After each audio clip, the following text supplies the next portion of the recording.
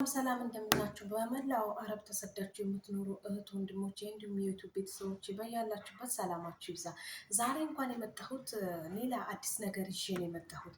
ከኢትዮጵያ ወደ አረብ ሀገር መምጣት ያሰባችሁ ወይ በተለይ ደግሞ ወደ ቤሩት መምጣት ላሰባችሁ ልጆች አዲስ የምስራች አለን። እሱም እኔ ባለፈው ሳምንት የሳምንቱን ቀናቶች ምን ይባላሉ ብዬ ሰባቱን ቀናቶች በአረብኛ ተናግሬ ነበረ።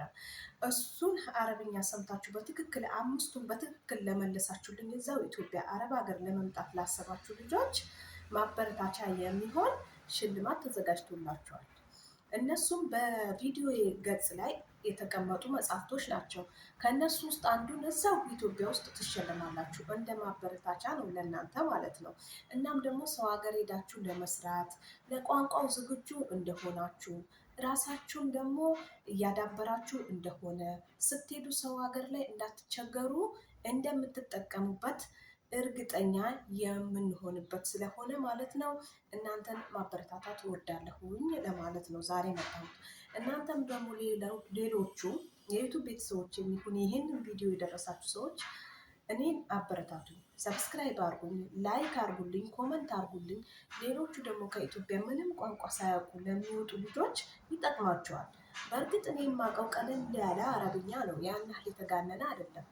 ግን ከአረቦቹ የሚሰሙት አረብኛ እና ከእኔ የሚሰሙት አንድ አይደለም። አረቦቹ ሲናገሩ በጣም ጠበቅ አድርገው ከበድ አድርገው ይናገሩታል። እኔ ግን ስናገረው ለምሳሌ እንደነሱ ልናገር ብል አልችልም። አፌን የፈታሁት በአማርኛ ስለሆነ እኔ በሚገባኝ መልኩ ነው የምነግራችሁ ማለት ነው።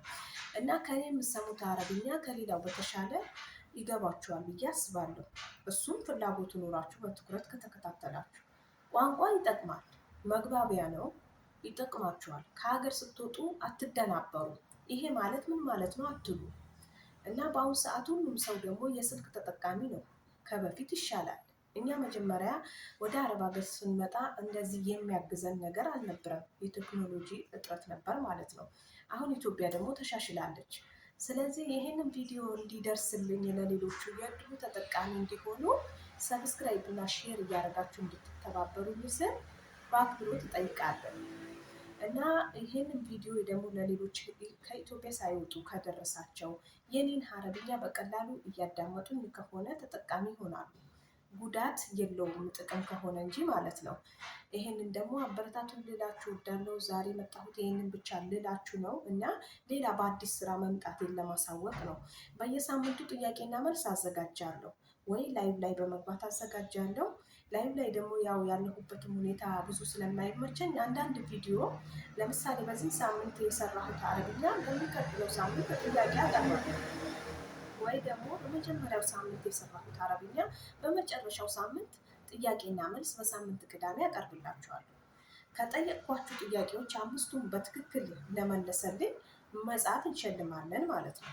ዛሬ የመጣሁበት ርዕስ ይህን ይመስላል። እናም ደግሞ ላይክ፣ ሰብስክራይብ፣ ኮመንት በማድረግ ሼር በማድረግ እንደምትተባበሩኝ ሌሎቻችሁ ተስፋ አረጋለሁ ማለት ነው። ወዳችኋለሁ።